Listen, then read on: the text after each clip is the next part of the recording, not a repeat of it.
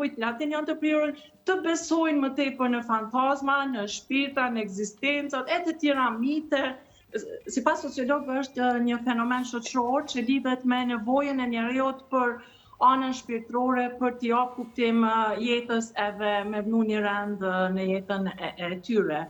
Ne kemi mendime të ndryshme, në fakt teori të ndryshme, si Max Weberi, Emil Durkheimi dhe Carl Jungu, cilën shumë qartasi e paraqesin mënyrën se pse njerëzit në shoqëri domethënë janë të prirur të besojnë në fantazma.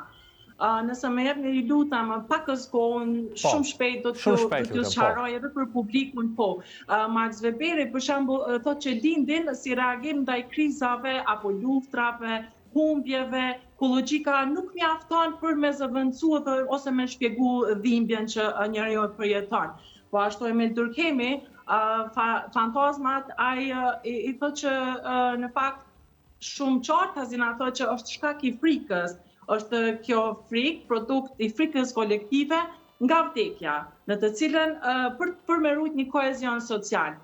Ne kemi domethënë raste të ndryshme që nga frika po dhe anat tradicionale, në fakt shoqëritë orientale janë të prirura, edhe ato latine janë të prirura, popujt latin janë të prirur të besojnë më tepër në fantazma, në shpirta, në ekzistencat e të tjera mite, të cilat gjithashtu edhe bestytnit që janë shumë të pranishme që ne mund të quhemi si shoqëri shqiptare, sado që përpjekemi të identifikohemi si shoqëri moderne, por prap jemi shoqëri orientale me duke besu prej trashëgimisë kulturore që edhe sociologët e tregojnë që bëhet pjesë e identitetit kulturor. Gjithashtu Carl Jungu, një sociolog tjetër, thotë që është pavedije kolektive.